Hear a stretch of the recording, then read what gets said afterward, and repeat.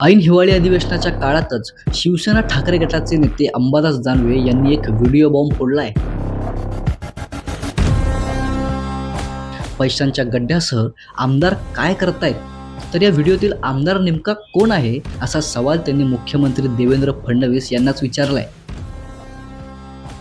या व्हिडिओमध्ये शिवसेना शिंदे गटाचे आमदार महेंद्र दळवी दिसतायत, तर इतर व्हिडिओंपैकी एकामध्ये नोटांची बंडलं दिसतायत।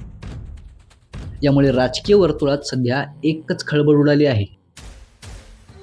त्यावर शिंदे गट आणि भाजप नेत्यांनी नेमकी काय प्रतिक्रिया दिली पाहूयात। महेंद्र शेटने आमच्या चॅलेंज केलेले आहे, जर मला खरं करून दाखवलं तर मला मी आमदारकीचा राजीनामा देईन। या स्टेजला जेव्हा एखादा आमदार जातो त्या टायमाला त्याचा असलेला कॉन्फिडन्स त्याच्याकडे असतो, ते आहे करून ह्या कुणाचाही व्हिडिओ दाखवू शकतात। उद्या हे अख्ख्या आमदारांचा सुद्धा असा व्हिडिओ करू शकतात। तर हा व्हिडिओ सुनील तटकर यांच्या माध्यमातून अंबादास दानवेंना पाठवल्याचा आरोप यावेळी महेंद्र थोरवे यांनी केलाय। कारण तटकरेचं आत्ताचं राजकारण जर तुम्ही पाहिलं तर म्हणजे आम्ही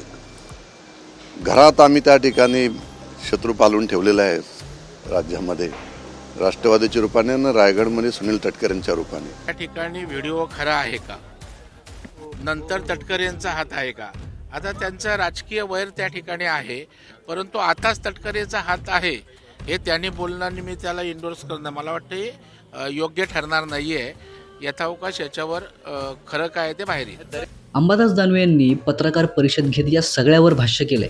इथं सामान्य माणसाकडे 50,000 रुपये सुद्धा बँकेत भरले तर त्याला नोटीस येते 5 मिनिटात। आणि आता याचाही मला असं वाटतं नुसतं तटकरे राजीनामा देईल या विषयाशी आम्हाला काही घेणं नाही, या विषयाची चौकशी व्हावी एवढंच आमचं मत। यावर महेंद्र दळवी म्हणाले की व्हिडिओमध्ये जर मी दिसत असेल तर आमदारकीचा राजीनामा देईल।